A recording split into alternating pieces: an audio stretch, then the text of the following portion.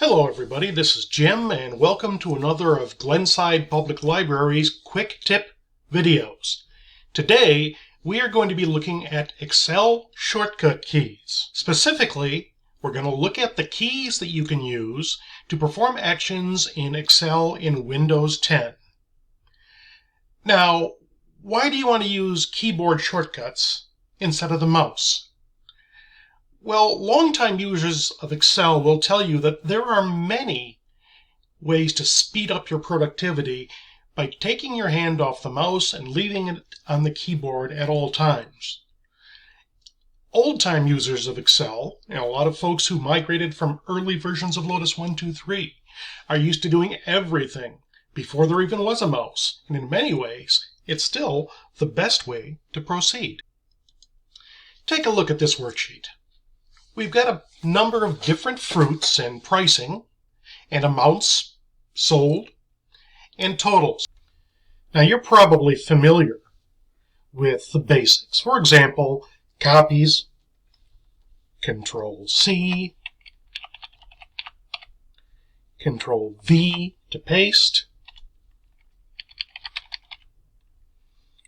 Ctrl X to cut, and when we do our paste, Ctrl V, it removes it from its previous location.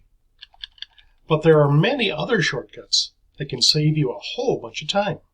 Now this is a fairly small range of data, but we don't need to use our mouse to move around this sheet. Notice here I am using the arrow keys on my keyboard. If I want to get back to the beginning of my spreadsheet, A1, Ctrl Home. If I want to get to the end, Ctrl End. The end is defined as the furthest row and column in which data has been entered. Note, by the way, that if I type in some gibberish data here, Ctrl Home, Ctrl End, that's my new end. What, however, if I just want to select the data that's part of my fruits listing? I can do Ctrl A.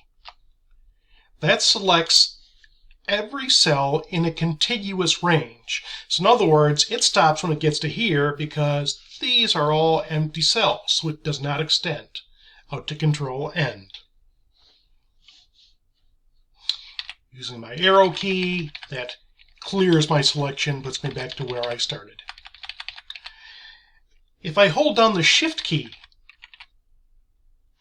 and use my keyboard arrows to move around, that's another way of doing a selection using the keyboard. Notice that I can also use the Shift key along with the arrow shortcuts. For example, if I do Shift, Control, down arrow, that will select a column of data. Shift, Control, right arrow selects a row of data. Here I use Ctrl B to bold my header row. What if I want to select an entire row? Well, Shift, spacebar selects an entire row. Control spacebar selects an entire column. What if I want to format this column? For example, maybe I want to make it into an accounting format. I want to see the dollar sign. Well, we're familiar with going up here and clicking on dollar sign, but I can also do Control 1, which brings up my Format Cells dialog. Here I have both my price and my total columns formatted the way I want. What if I want to add up my totals here? Well, you may be familiar with the sum function, which you can type as equals sum, or you can click on the auto sum button up here. But if I do Shift, Control, down arrow, and select everything, and then do Alt equals, boom, I get a total. Now my formatting's off, but notice that what it has done has placed an equal sum D2 through D16. Very quick.